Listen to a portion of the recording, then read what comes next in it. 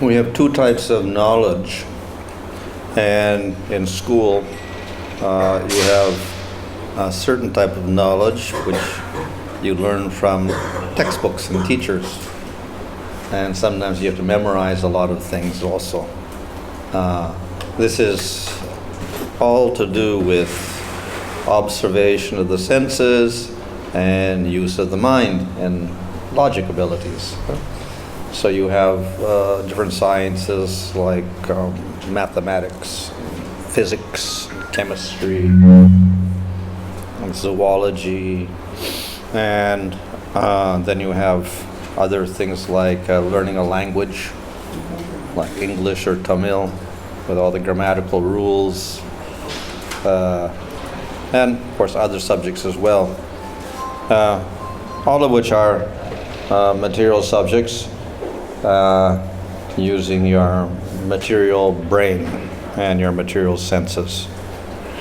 There's nothing wrong with this knowledge. It's correct in one sense, because commonly this is what we see in the world. And therefore, we can say scientists have an agreement upon what is real, what is true, and they have scientific laws. On the other hand, we have another type of knowledge which is particularly mentioned in the Vedic literatures. This is not subject to material senses, not subject to material laws, not subject to material logic. It's completely different.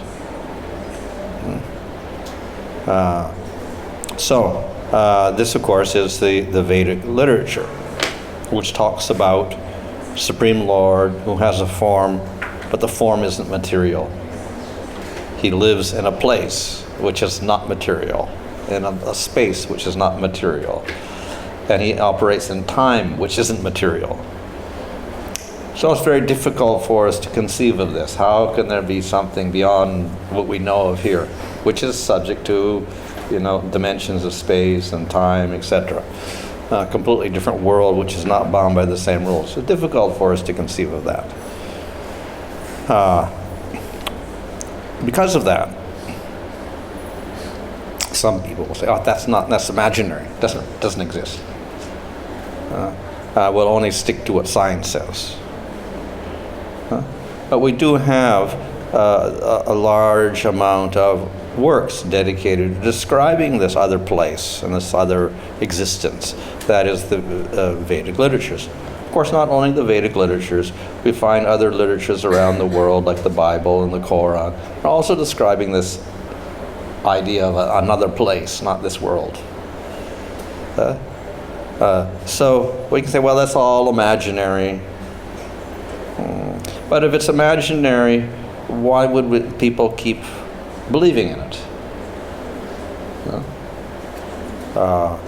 So though it's not provable by modern methods of science and logic, still people have passed on these ideas and revered the scriptures for thousands of years. So we can say, well, they're not so intelligent. So then why people are more intelligent nowadays? Are they more intelligent nowadays than they were 1,000 years ago? Not necessarily. We see that people in ancient times, they learned everything not by book at all. So they learned all the Vedas in their head. You can't do that nowadays. So who's more intelligent? They learned everything by hearing, not by looking at computers or textbook. So they were not unintelligent people. And we'll find also that in material sciences in ancient time, they also developed very significantly. We have mathematics, and this mathematics is based on numbers.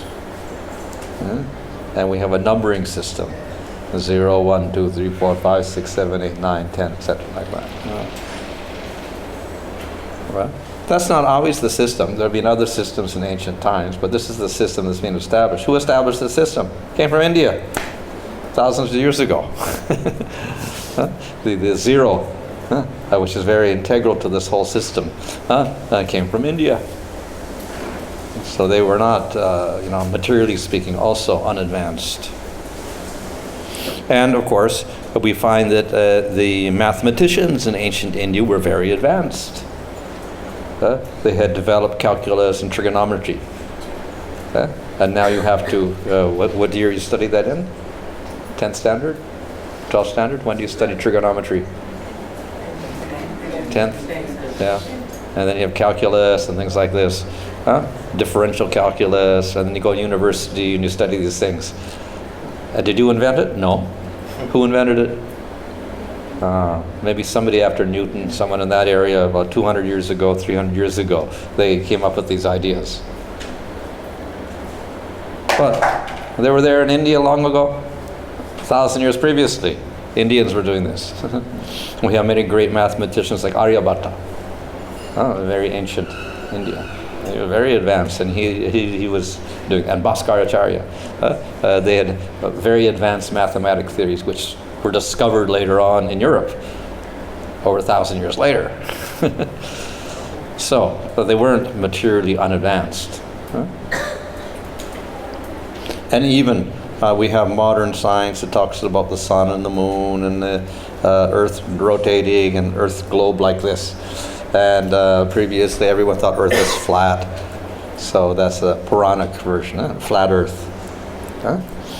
Now they say, oh, that's all, old-fashioned. And we know Earth is a spherical thing like that. But we find that Aryabhata himself is describing a spherical Earth also in his treatises over 1,500 years ago. And later on we find maybe 500 years ago, Galileo and others are saying the same thing, only. So, materially speaking, India was not made up of unintelligent people. So they had many scientific advancements. Astronomy, of course, they did. They worked out theories, formulas for the movements of planets. That's astronomy, very advanced in ancient India. And of course, India was very wealthy country also, very, very wealthy country. So it was not materially a third world country like they think of India now. It wasn't a third world country. It was first world country at that time. A very great wealth. So wealthy that all the Europeans wanted to come to India and take the wealth. And not just wealth, they had knowledge, scientific knowledge. Simultaneously, however, along with that advancement of material knowledge, they had highly developed spiritual knowledge. So the same people who were discovering laws in mathematics, etc., like Aryabhata, they were also reading the Vedas. They didn't reject the Vedic literature. It's a fashion in the Western world that once you take to science, you reject religion. And in fact, in Western Europe, religion and science were fighting with each other. And religion lost. And so science became prominent. That's the new religion. And that over the last 500 years, religion gets rejected in place of science. So the religion is superstition, not knowledge, and science is real knowledge. This is what has come out in the Western world. However, in India, not like that. Simultaneously, the same people who were doing science were also involved in religion. They were studying the Vedas as well as the, mathematical texts, etc. We have Ayurveda, Sushruta, over 2,000 years old also. So they were, talking about medical treatment. But they were also accepting the Vedas. It's Ayurveda. It's part of the Vedas.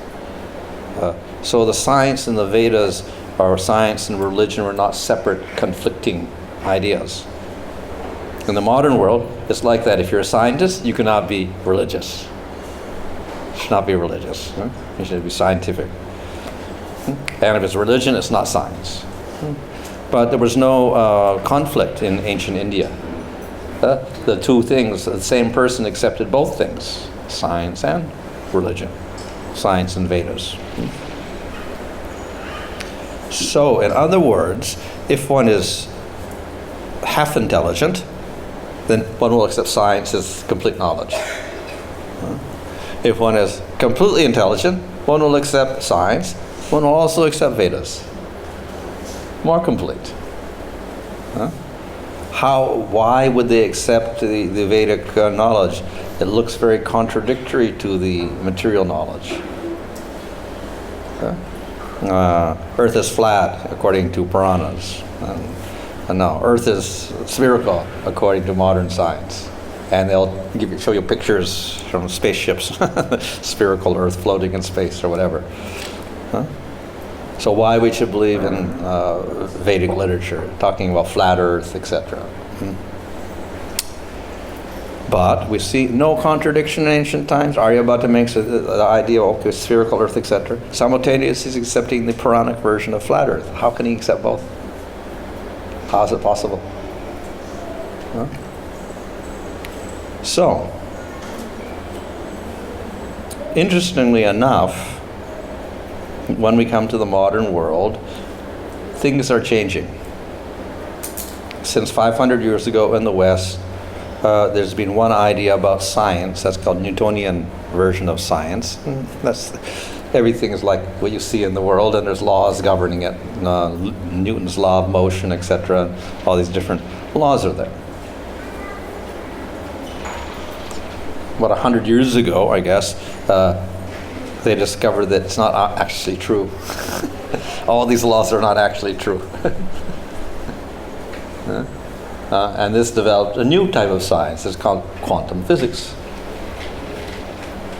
in which the same rules no longer exist. So though you study in your high school and university all the Newton stuff, actually there's a whole nother science also, which contradicts that completely. Time and space, everything completely different from what you learn in school. So right in science itself, it's a contradiction. Before it was contradiction between science and religion, at least in the West. In India, no problem. But in the West, contradiction. Now, in science itself, contradiction. We have Newton laws, which we take as Bible, as truth, and then simultaneously we have quantum physics, which they accept as true, and it's completely opposite. So scientists have a problem. They have a contradiction within science itself. For 100 years they've been trying to solve this problem. How do we accept the quantum physics, which they know is true also, and correlate it with Newtonian physics, this world we see here? And they can't do it. So the most intelligent scientists for 100 years have been struggling with this problem. Two different sciences, and how to explain both of them simultaneously, and they can't. No one solved the problem. So we can say one is true, one is false, like that. They both seem to be true. So we see that science itself is not so absolute because it can't solve this problem. What is the truth about all of this? And no one can explain it. So therefore you should understand that actually science does not have all the answers to all the problems. And then what you read in school and 10th standard, 11th standard, 12th standard, university is one version of science, but it's not the only version. There's another version which is the opposite. And the two are contradictory. Both are accepted as being true. So based on quantum physics, they've also developed experiments, etc. And then they use it practically based on that theory. They've come up with practical applications in this world, like computers, etc. A lot of it's based on quantum physics, not the other physics, the Newtonian physics. Completely different.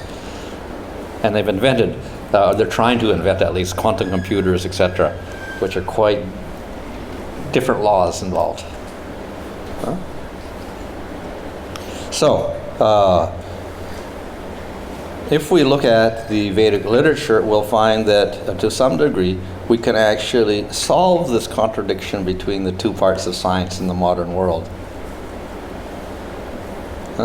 If you go deeply into the Vedic literature, then there's no contradiction really.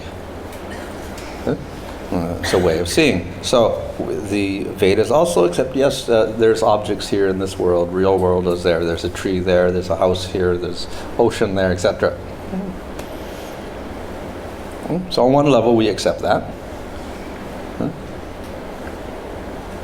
Then we have the completely spiritual level, of course, in which objects are completely different, and you can't even see the spiritual objects with these eyes at all.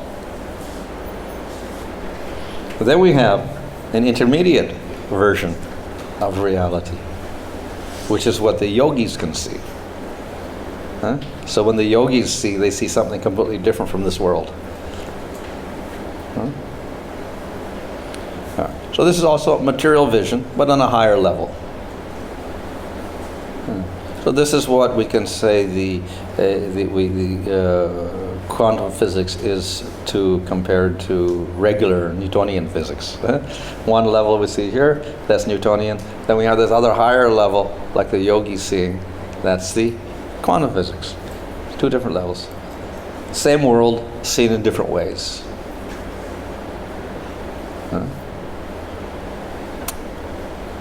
Of course, the Vedic literature ultimately rejects both of these visions, whether it's Newtonian world or quantum world. Both are useless. They're inferior. The real world is the spiritual world. So we got three visions. So science is trying to struggle with two visions here, and they can't figure out the two visions, so which is right, which is wrong, and how they correlate together. The Vedas also speak of the third world, that is the spiritual world. And that's the superior world, from which both the other two emanate. So in this way, we should understand that modern science is not absolute, and it doesn't have answers to all the problems at the moment. Eventually, they'll solve the problem of Newtonian and quantum physics, etc. To some degree, they'll be able to understand it. And when they do that, they'll understand that both these visions are relative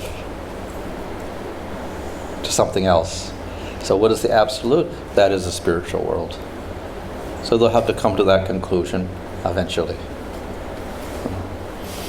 So there are many things that we do not know.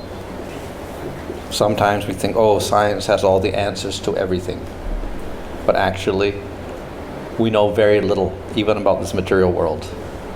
At one time, maybe a few hundred years ago, then scientists were very proud, and they thought, oh, we can analyze everything in this world. And then they talked about neutrons and protons and electrons and things like that. And probably in your textbook you have a little picture like that with the nucleus. Then you have the electrons going around like this. And then, oh, that's true. And then based on that, they have chemicals. You have two atoms coming together, bonding together, like H2O, and then the electrons do something and they combine together. And they make a huger, let's say, a combination of atoms together make a molecule. Molecules get together and form more complex things like objects or systems in the body, etc., cells, etc. And that was the theory at one time. Or then in quantum physics, no. There's no nucleus and there's no electron spinning around. It's not like that, actually. You can't even draw it. There's nothing spinning around like that. It's completely different from that. So, we have two different visions of real world here. Contradictory, but both are material. And the Vedas accept the other world as well. Not only these two visions of the world, but they also another version. So the whole purpose of Vedic literature is to tell us that whether you're looking at this gross world or the more subtle aspect of the world, both are ultimately not meant for us. We're part of the other world. We're different. We're not the body. The Atma or the Jiva is completely separate from the body. And therefore, we are the spiritual particle within this body. And spiritual particle belongs to the spiritual world, not the material world. So that is the ultimate conclusion of the Vedic literature. Science is still struggling with two versions of reality. They haven't come to the idea of where the soul is yet, the Atma. It's not there at all. That's the next step. So we get Newtonian physics, we get quantum physics, and maybe they'll solve the problem.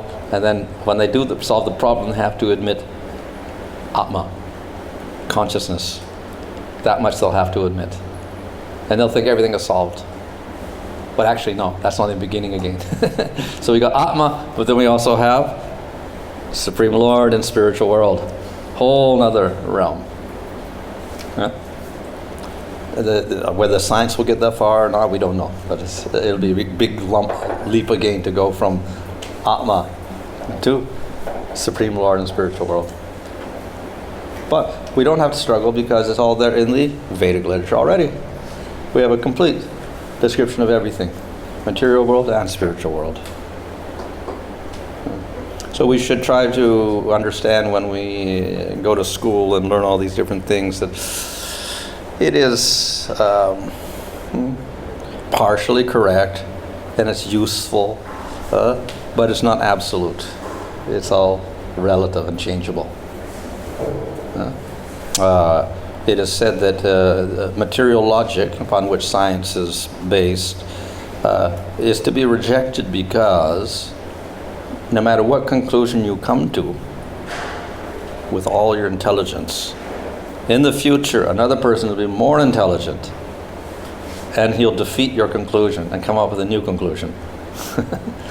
And then in the future someone will defeat that and come up with a new conclusion. So in this way, all this knowledge is relative, insubstantial. It keeps changing all the time. Not so with the spiritual knowledge. So the real purpose of the Vedas and the idea about spiritual knowledge is to ultimately give happiness to us. That's all. Everybody wants happiness. Anybody like to suffer? Who likes suffering? Who enjoys suffering? Anybody? It's natural. Everybody wants happiness. Problem is, we don't know how to get the happiness. If we were to take science, then happiness should simply be combinations of us with matter, and that would be happiness. But it doesn't work. Nobody's happy in spite of having everything in the material world. So that's a direct demonstration of the problem with science. It cannot produce happiness. It produces knowledge, it produces material results, it does not produce happiness. So, unfortunately, birth after birth after birth, humans have been trying to get that happiness and they haven't succeeded. And science has not given that happiness either. The reason is that actually the happiness has got nothing to do with knowledge of this material world and combinations or acquisition of material objects. It has to do with the Atma, or the soul, and Supreme Lord. That's where the happiness lies. So that is what directly the scriptures tell us. If you read Bhagavad Gita, Krishna speaks knowledge to Arjuna, and what's his first point? What's his first teaching? Anybody know? First teaching. What is it? You're not the body. You're not the body, you're the soul, yes. Krishna chastises Arjuna. He says, you are a fool. You think you're speaking learned words about, killing people and suffering, etc. But actually, you're not the body. Nobody's the body. In the body there's a soul, or Atma, which does not die. So you talk about killing people and getting killed. There's no such thing. Bodies, yes, they die. But Atma does not die. You do not die. So because we identify with the body, then we suffer. We don't identify with the body, no more suffering. So that's Krishna's first solution to the problem of suffering. If you think you're the body, then you have to suffer. And when you know you're not the body, you're eternal, you're never subject to death, then you don't suffer anymore. So very basic teaching. that we're the happiness. We cannot get happiness from material things because we're thinking of body. When we don't identify with the body, then we can get our happiness. But Krishna does not leave it there. This is one level. Okay, I'm not the body, I'm the soul. Next level is to understand Supreme Lord. And we have Atma, not the body, and Atma has a relationship with the Supreme Lord. That produces the happiness. Understanding we're not the body gets rid of the suffering. Understanding our relationship with Supreme Lord, that creates the happiness. So, our endeavor should be as a human being to establish that relationship with the Lord. Then, what happens? We get our happiness. That's the goal of the Atma. And as long as we try in the material world to get the happiness, we will fail. So ultimately, if science is headed in this direction of only trying to work with your material body, it will not give you that happiness at all. And for that reason, it should be rejected as being inferior. Why we should waste our time on something which will never give us happiness? We should concentrate on something which will give the real happiness to us, that is, knowledge of Atma, knowledge of Supreme Lord. So then we'll be completely satisfied.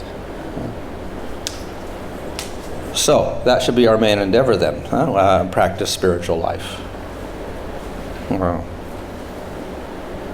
Prabhupada mentions in the introduction to Bhagavad Gita that what do animals do? Eating, sleeping, mating, and defending. What do human beings do? Same thing. But they should do something more than that. And what is that? They have intelligence so they can ask, who am I? What is real happiness? And they can understand what real happiness is even if they're scientists, so that they go to scriptures, go to Bhagavad Gita, then we'll understand. Simple solution. So as a human being, we should go to the scriptures, get the answers, and then this way we can have happiness. Not from eating, sleeping, mating, defending, but by bhakti yoga, establishing a relationship with Krishna. So that's why Prabhupada calls this a science. It's the actual way in which you can get happy. The science of the material world can never make you happy because it's dealing with material body. Always subject to impermanence and death. So it's a very simple solution to everything. And so if you read Bhagavad Gita, that's the highest science of all. Because it's the practical way in which you can get your happiness. Understand your Atma, understand your relationship with Krishna. Hare Krishna. Maharaj, yesterday one child wanted to know that why do you call Krishna only as supreme, why others are not supreme? Well, when we say Krishna, that includes other forms of the Lord. They're all one. Whether it's Vishnu or Rama or Nrsimhadev or Varaha or Hayagriva. If you look in the first canto of Bhagavatam, there's a whole list of forms of the Lord. They're all one Supreme Lord. However, we also put Krishna in a separate category. Bhagavatam does this. Because of all the different forms, Krishna manifests some very special, attractive features. So, therefore, we put him as the number one form of God. Others are not God. That's us. And Devatas. This means that Supreme Lord is defined as one person, supreme, having all powers, all knowledge, all wonderful qualities, perfect in all respects, never in illusion, not with the material body, not having a material body. We, however, are different. We have material bodies, subject to ignorance. We're not completely powerful. No one's power. Anyone have all power? No. If we had all power, we wouldn't have to go to school, you wouldn't have to work, you wouldn't have to do anything. No, we're not powerful, all powerful. So we don't have all knowledge. That's why you have to go to college and whatever and study, because you don't have so much knowledge. So This is what the Atma is. Atma is conscious like the Lord, but doesn't have all powers, doesn't have all knowledge, etc. And we have material body. So there's special Atmas, the Devatas. They got promotion. They have better bodies than us, more power than us, more intelligence than us, more powers, more beauty, longer lifespan. But still they are subject to fault. They are also Atmas like us. They're not all powerful. They're not all knowledgeable. They got some knowledge, some power. That's the level of Devatas like Indra, Chandra, Surya, etc. So they're not God also. So category of God is distinct. He's not an Atma like us. But God has many forms. But the supreme form, that is Krishna. He manifests all qualities most wonderfully. Maharaj, there was one more question. Does ghosts exist? Yeah, well, ghosts are simply jivas who have a subtle body but not a gross body. So we have, just like the Devatas are Atmas also, but they have bodies, we cannot see them, etc. Powerful bodies. The ghosts are in between. They are also Atmas like us, and they have their subtle body. We also have a subtle body with mind, intelligence, ego, etc. And you can't, it's got a body, form, etc. But usually that body has to associate with the gross body. So the ghost is a person who's got separation. He hasn't got the gross body, he's got the subtle body and the Atma, but no gross body. So he's something like a Devata. You cannot see him, and he can do things a little bit. Not like a Devata, because Devata has more power. This subtle body with other cannot really do too much. Cannot move objects. Maybe you can make the floorboard squeak a little bit. Or move the curtain a little bit. That's about it. Move the page of a book, maybe. That's it. Little power. That's the extent. So they're always also in ignorance like us. And they actually think they have a gross body, but they don't. So they have a very unsatisfying existence because of that. And therefore they disturb people. Or they try to enjoy through the bodies of other people.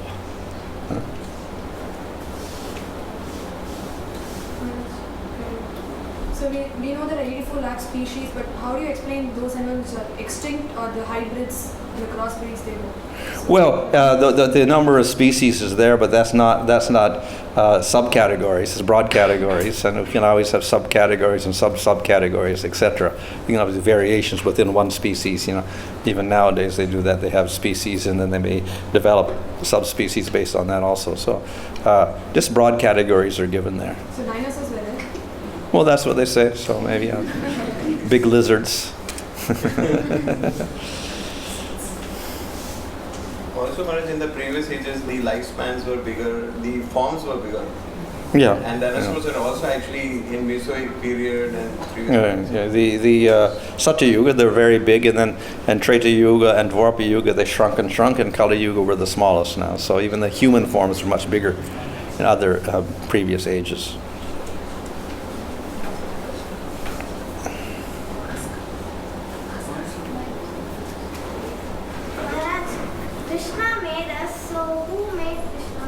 Well, that's the idea that God is not made. We're also not made because we're eternal. Only the bodies are made. Krishna is not made. He doesn't have a material body. So as Atma, we are also eternal. We're no creation. But Supreme Lord, He has a spiritual body, no creation of that body at all. We have material bodies which come into production when you're born. Lord has no birth, no death.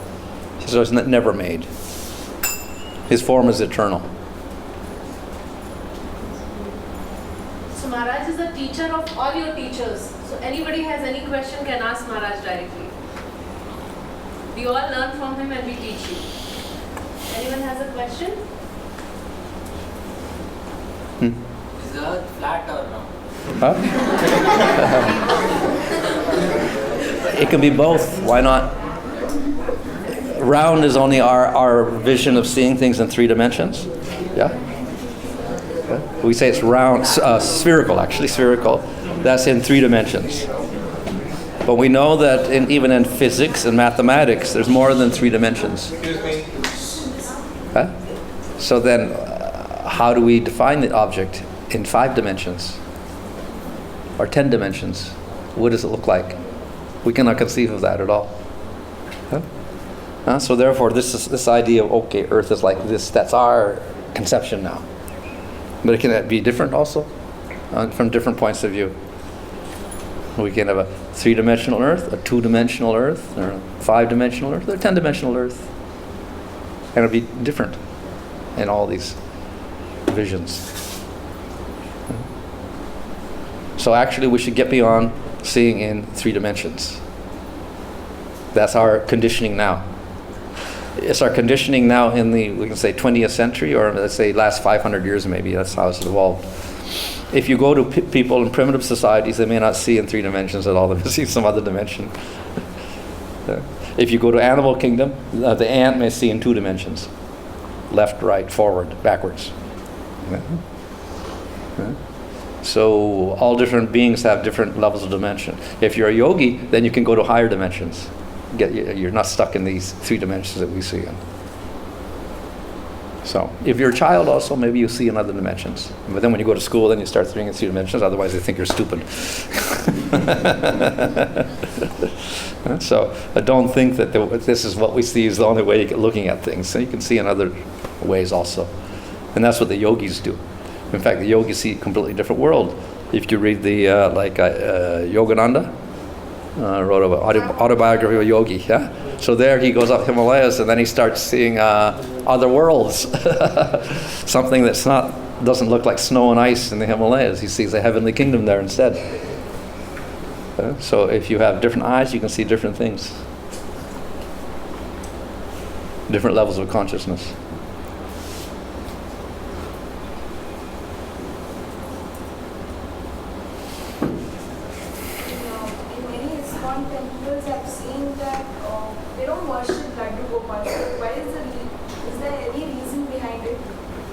Well, Lord Chaitanya emphasized Madhurya Rasa with Radha and Krishna as the highest. So that's the main concentration. Now you could have other forms. So in the first 15 chapters of Bhagavatam 10th canto, the emphasis is upon that Mother Yasoda and Krishna Vatsalya Rasa, and with Laddu Gopal like that form is there. And then the next few chapters are about Sakya Rasa with Krishna and the cowherd boys. And then after that, we got Madhurya Rasa introduced for up until chapter 33, whatever like that. So we have these 3 rasas all portrayed, but Lord Chaitanya emphasized Madhurya Rasa. That's why we put Radha Krishna usually at the center of our temples. Maharaj, Krishna is a soul, Maharaj.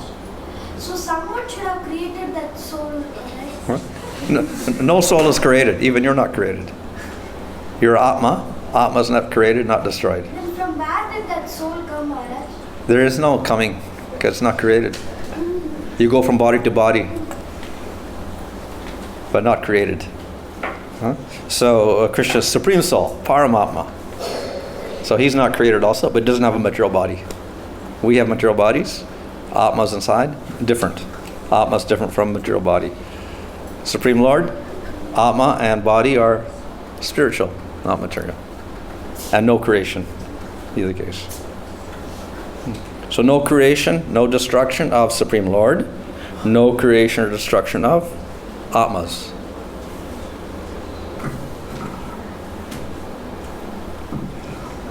You said Krishna is Paramatma. So in photos and all, why have you given him a figure? You had said that Krishna is Paramatma, right? Yeah. So why have you given him a figure? Like,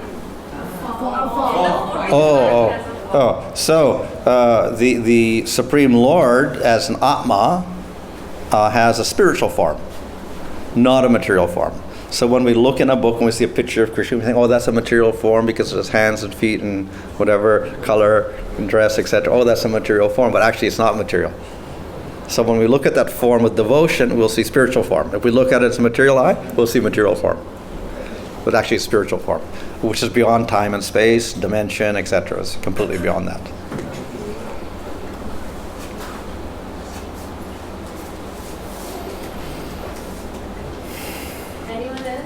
question? Maharaj, what's the use of the soul from going from one body to another repeatedly again and again? Well, the soul is the conscious, that's you, I. Huh? Of course, we can say, well, why we have to go from body to body? But just have one body. Could be like that, but then the soul would be non-eternal. Huh? It would be temporary, subject to birth and death. Huh? So the Lord is very compassionate and merciful. And He gives us not one life, but many lifetimes. Huh? When we're in the body and then we come to death, what happens? We think, I don't want to die. Actually, we don't die, but we think we're the body, so the body's dying, so we get afraid. But actually, we don't want to die. So that's the nature of the soul. It does not die. The body dies, soul does not die. So the nature, our nature strives to be eternal, not temporary. So the Lord fulfills that wish by keeping the soul going on and on. Material body dies, but the soul goes on. And each chance of life, we get into the body, we get new experiences, and from that we're supposed to learn something. It's like going to school. You go to class 1, and then what happens after 1 year? Exams. Hopefully. Then you go 3, 4, 5 like this. Some people may stay in the same class or something like that. Generally, we advance a little bit. So this is the hope for the Atma. He gets one body. Next body should be advancement. Better body. What's a better body? What's a better body? Huh? Better body of material, right? Well, yeah, what's a better material body? Maybe a Devata. He can go up to Svargaloka. Then you can live for thousands of years. Okay? Or in material world, better body would mean what? Let's say Sattva Gun body. Huh? You can be very knowledgeable and like a sage. That would be an advanced material body. So anyway, we go from body to body to body to body as a human being, and we should advance higher and higher until we get more and more knowledge. Then we get to spiritual life. Then we get spiritual body. So we go through karma yoga, jnana yoga, stanga yoga, bhakti yoga, and we go to spiritual world. That should be our advancement as a Atma, if we follow correct procedures. So we get many chances to progress life after life. So for Kali Yuga, Hare Krishna mantra is prescribed. So every Kali Yuga, for every Mahayuga, is the same thing? It's Nam Sankirtan, not Hare Krishna, and maybe not worshipping Krishna, worshipping other forms of the Lord. So different mantras, different Nam. Yeah. So our yuga is very special. So Maharaj, how many times does the soul transfer from the body to body? Forever. Unless we get spiritual body, then we're eternal. No more transferring bodies. Maharaj, in some other types of spiritual books, I've seen only 7 times No. the soul passes and then it just goes to the God. Then? No. You can go on forever. If you get spiritual body, then you end all the bodies and you're only in spiritual body eternally. So that's the best position. Maharaj, are the mystic yogis have more power than Devatas? Some may have more powers because they're concentrating a lot on, meditation, etc. And the Devatas tend to relax a little bit, and they go there by punyas. Huh?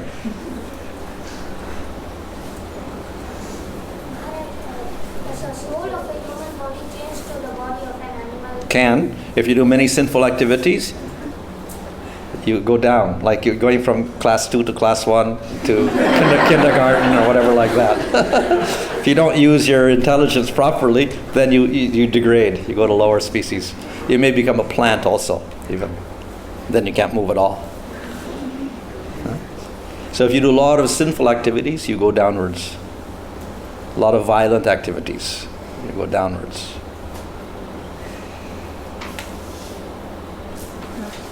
If you do a lot of sinful activities in this lifetime and then you have to take the rebirth as human again. But what's the point of taking human birth again if you can't remember your last life mistakes and fix them?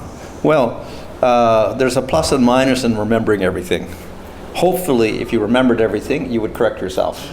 Yes? But we see that's not always the case even in this lifetime. We remember what happened 3 years ago, 5 years ago. We don't correct ourselves. We continue the same as we were. So very difficult to correct ourselves, even if we do remember. Yeah? The other problem is that if we remember everything, we get distracted. If you have too many lifetimes to remember, you can't remember this lifetime at all. We have cases, some people, they have split personalities. They have 22 personalities in one body in this lifetime, and they switch from one to the other. That's very complicated.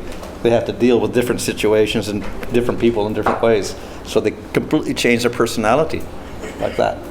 So if you had to remember all your previous lifetimes and all those experiences, then this lifetime you would be very complex. Maybe you have 500 personalities or something to deal with situations. It'd be too confusing. So it's not on the surface. Under the surface, it's there. Those experiences are there, but you don't recollect them specifically at this point in time. So you concentrate only on this lifetime. That's the general rule. Sometimes you can remember past lifetime, but generally it's distracting for people. They cannot concentrate on this lifetime. It's like a test. And so your concentration is on this lifetime rather than concerned what happened in the past. Try to do something in this lifetime. And if you have too much of the past coming in, we get distracted. And then we can't even do things in this life properly. Is there anything actually like hell or something like that? Yeah. There's a hellish planet. So if you're very sinful, then you go there and you get some sort of punishment, and that absolves you of some of your karmas. Then you get back to another regular body, and you continue again.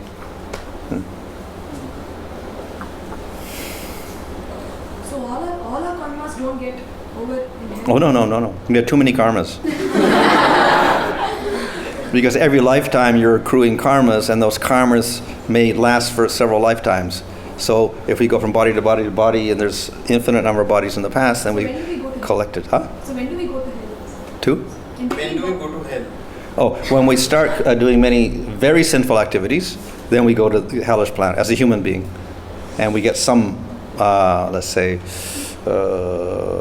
punishment by which those karmas are reduced. And then we come back to a human form or animal form or whatever after that. Maharaj, human beings can get good karma, but then like lower organisms like dogs and cats. They don't accrue karma because they don't have enough intelligence to follow scripture. So how do they? They have automatic advancement. Yeah? Let's say you're a human being, you do a lot of sinful activities, you become a dog. Then you become a dog for 1 lifetime, 2 lifetimes, then you get a little advancement, maybe become a monkey or something for a few lifetimes. Then you can become a cow, then you come back to human form again. And then when you do human activities, you get karma again. And then you may go down again. Maharaj, will soul can give only life? Huh? Will soul can give only life? Can? Give only life or anything else? What is that? Soul can only give life. Give life, you mean? Soul is life. Means I'm asking, will soul can give only life or anything else? Well, the soul is the conscious element in the body. So if the soul is in the body, then the body is alive, we say. When the soul goes out of the body, the soul is dead. The body's dead. So we can say that the soul gives life to the body. Of course, there's other things called pranas involved also, but behind that is the soul. So if the soul's not there, then you're considered dead. And when the soul is there, you're alive. Maharaj, we all are eternal beings from Goloka, but when we have come down to this material world because of getting jealous of Krishna. So why did we know that Goloka is a place which is free from all these bad qualities? Then how did such thought come to us? Well, that is answered by Bhaktivinoda Thakur by saying, he says that actually when we talk about the jiva falling here, we're speaking from our point of view, which is in time, where we have a past, and we have a present, and we have a future. In the spiritual world, there's no past, present, future. So you can't talk about a fall or anything at that time. Everything is now. So therefore, in the material world, we can speak like that, not in the spiritual world. So therefore, that's why the acharyas say that when you're in the material world, all you can do is trace back a previous body, a previous body, a previous body, and a previous body. That's all you can think of. And there's somebody who says, Unnati bahirmukha. With no beginning, we have been envious of the Lord. And we take body after body in the material world.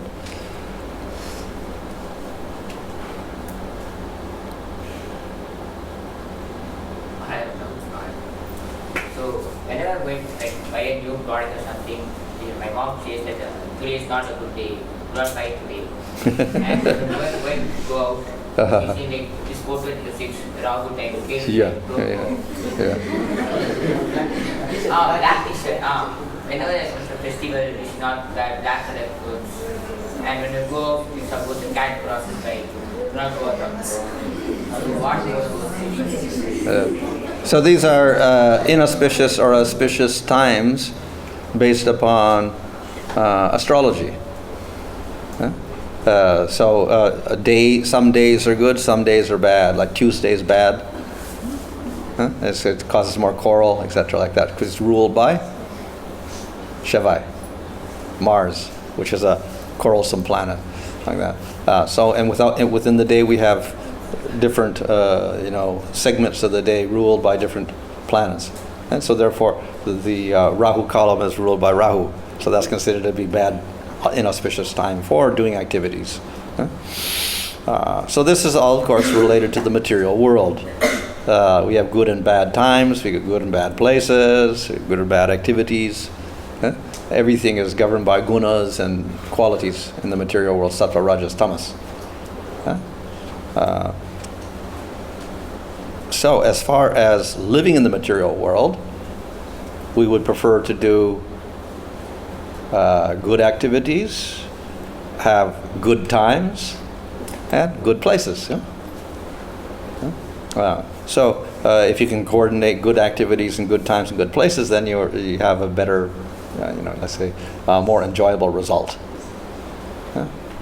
So that is why they choose particular times as being auspicious, or other times as being inauspicious for doing activities. You don't get such good results if you do it at the wrong time. What's the difference between cat crossing me and what?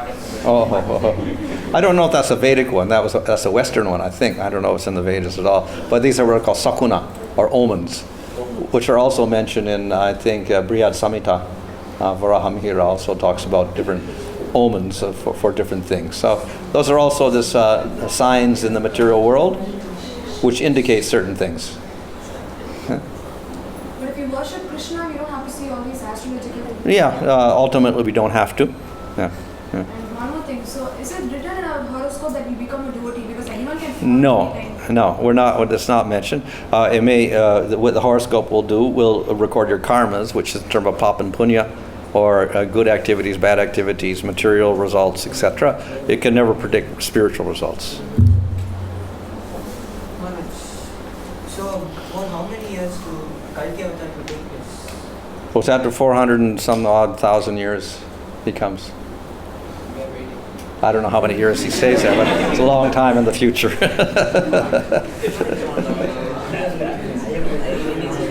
It's at the end of Kali Yuga. Yeah. And at 432,000 years, I think, something like that. Yeah. So we're 5,000 years, and we got so much to go still. So a long time in the future.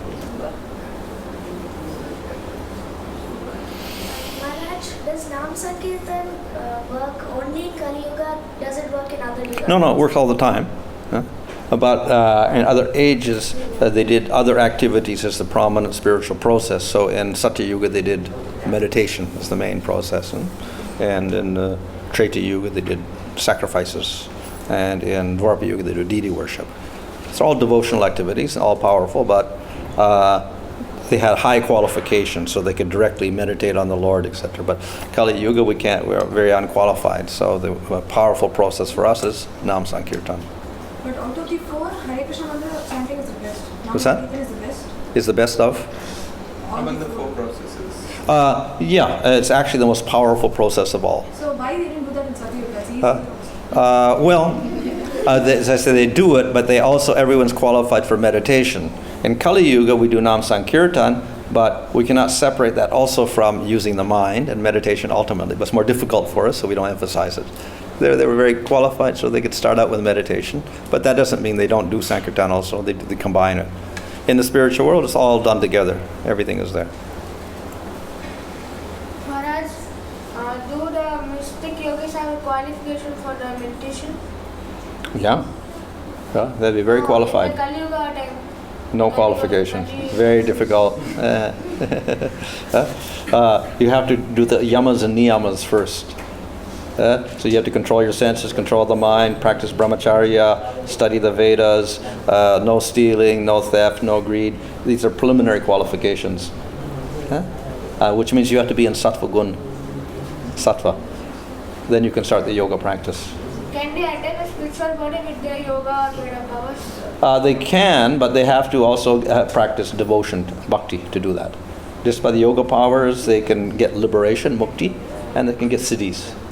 But they cannot get bhakti. So bhakti has to be practiced also, then they can get spiritual body.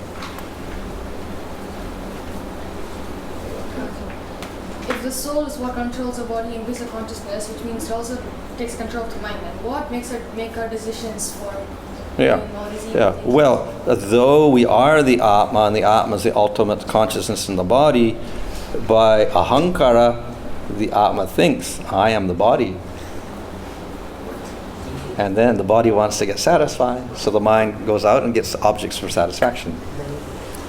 So because of false identity, ignorance, then the mind goes out in the material world to try to get enjoyment. The soul is a part and parcel of Krishna. How is it having ahankara? Huh? The soul is a part and parcel of Krishna. Yeah. So how did incur ahankara? Because the soul is a part of Krishna, but he has his own little independence. And he's subject to ignorance of rejecting the Lord. So because he rejects the Lord, then he tries to get independent enjoyment. And to do that, he has false identity with body, and then he tries to enjoy separately. Is Kalki a pleasing figure? Is he? Is Kalki a pleasing figure? Oh, he's very beautiful. He's beautiful, but for the demons, he's frightening. He's like Nrsimhadev. He's beautiful for the devotees, but frightening for the demons.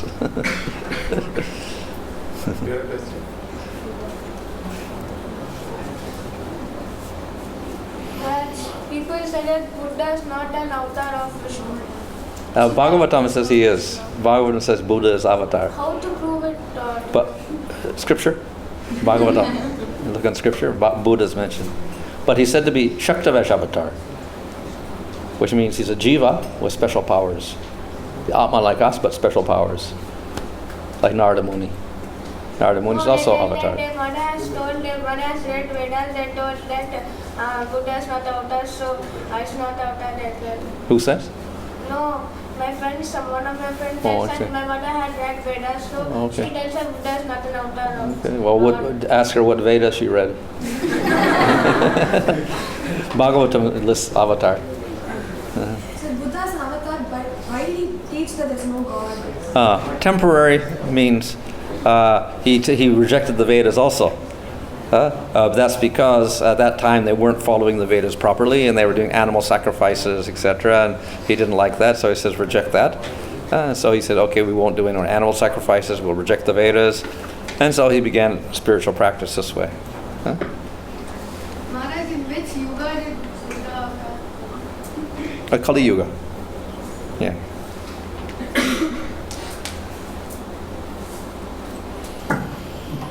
Hare Krishna. Thank you so much, Maharaj, for being here and answering the questions of the children so patiently.